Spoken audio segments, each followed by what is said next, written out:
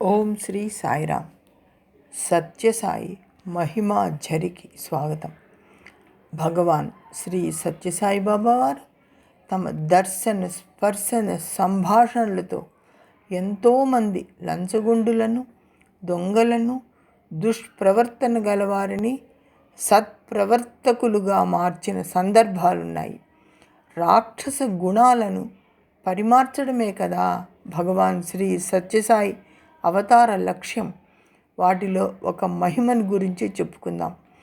5 ఏళ్ల వయసులో తల్లిదండ్రులను కోల్పోయి అనాథగా మారిన పిల్లవాడు పెరుగుతూ ఆకలికి, అవసరాలకు, చిన్న దొంగతనాలకు అలవాటు పడి దేశ సంచారిగా మారి సాధువు వేషధారులతో తిరుగుతూ మాదక ద్రవ్యాలకు కూడా బానిసై విలక్షణమైన వ్యక్తిత్వంతో విచ్చలవిడిగా తిరుగుతూ దొంగతనాలు, అసత్యాలతో బతుకుతూ పోలీసుల నుంచి తప్పుకుని తిరుగుతూ ఉండగా అదృష్టవశాత్తు 1953లో పుట్టపర్తి వెళ్ళి భగవాన్ శ్రీ సత్యసాయి బాబా ప్రశాంతి నిలయం అనే ద్వారం నుండి వెళ్ళి యువ సాయిబాబాను దర్శించడం జరుగుతుంది. అప్పుడు ఆ వ్యక్తి వయసు 25 సంవత్సరాలు.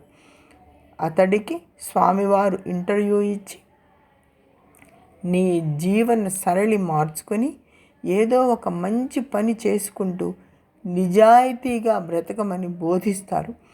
అతడు వెళ్ళి పాండవపుర షుగర్ ఫ్యాక్టరీలో రోజువారీ కూలీగా చేరతాడు.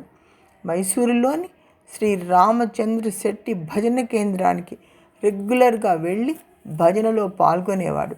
భజన మహిమతోటి క్రమేపీ దురలవాట్లను తగ్గించుకునే ప్రయత్నం చేయసాగాడు. శ్రీరంగపట్నం వద్ద కావేరీ నది ఒడ్డున స్థిరపడి చిన్న కుటీరం ఏర్పరచుకొని జీవితాన్ని గడుపుతూ చక్కెర కర్మాగారంలో మెకానిక్గా పనిచేస్తూ తన ఆశ్రమంలో కొందరు అనాథలను చేర్చుకొని వారికి చదువు చెప్పిస్తూ తిండి బట్ట సమకూరుస్తుంటాడు. ఒకమారు బాబావారి దర్శనం కోసం పుట్టపర్తి వెళ్ళినప్పుడు బాబావారు అతడికి ఒకవైపు సత్యసాయి, రెండో వైపు షిరిడీ సాయి బొమ్మలు ఉన్న $1 బహూకరిస్తారు.